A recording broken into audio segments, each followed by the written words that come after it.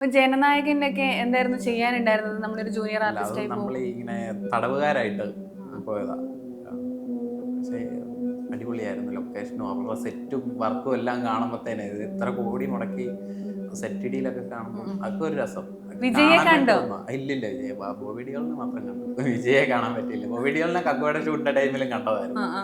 വിജയെ കാണാൻ നമ്മൾ ഭയങ്കര വിജയാരാധന. ഉം. അപ്പം പുള്ളിയെ ഒന്ന് കാണാമെന്നൊക്കെ ഉദ്ദേശിച്ച് പോയതാ, പക്ഷെ നടന്നില്ല. എന്തായാലും തിയേറ്ററിൽ വന്നു കഴിയുമ്പോഴത്തേന് ഫേസ് കാണാം. ഒറ്റ ദിവസത്തെ ഷൂട്ടിനെ പോയുള്ളൂ, അതിനകത്ത് മുഖം വന്നിട്ടുണ്ട്. ഞാൻ ട്രെയിലർ എൻ്റെ കൂട്ടുകാരൻ കണ്ടേച്ച് ട്രെയിലറിനകത്ത് എൻ്റെ ഫോട്ടോ മാത്രം സൂം ചെയ്തെടുത്ത് അയച്ചു തന്നെ എന്നെ കാണാന്നൊക്കെ പറഞ്ഞു. അത് തന്നെ വലിയൊരു സമാധാനം. ഡയലോഗ് ഒന്നുമില്ല, ഒന്ന് ഓടി വരുന്ന സീനിലെ മുഖമുള്ളു. പക്ഷെ സന്തോഷം, പുള്ളിയുടെ അവസാനത്തെ സിനിമയിലൊന്നും മുഖം കാണിക്കണം. അത് തന്നെ വലിയതൊന്ന്. ആ ഫോട്ടോയ്ക്ക് എപ്പോഴും സ്ക്രീൻഷോട്ട് എടുത്ത് കൊണ്ട് നടക്കുക.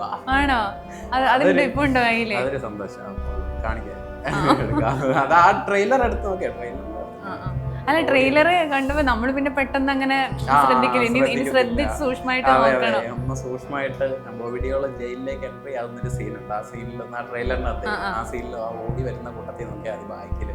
പക്ഷെ ഭയങ്കര രസമായിരുന്നു. അവര് മുഖത്ത് മറ്റേ കരിയൊക്കെ വാരി തേച്ച് അവനെ നൈജീരിയൻ തടവുകാരനായിട്ടൊക്കെയാണ് ഇവിടുന്ന് കൊണ്ടുപോയിട്ട് രാവിലെ കുത്തിയിരിക്കണം. വൈകുന്നേരം വരെ വെയിലത്ത് ഇങ്ങനെ കുത്തിയിരിക്കണം.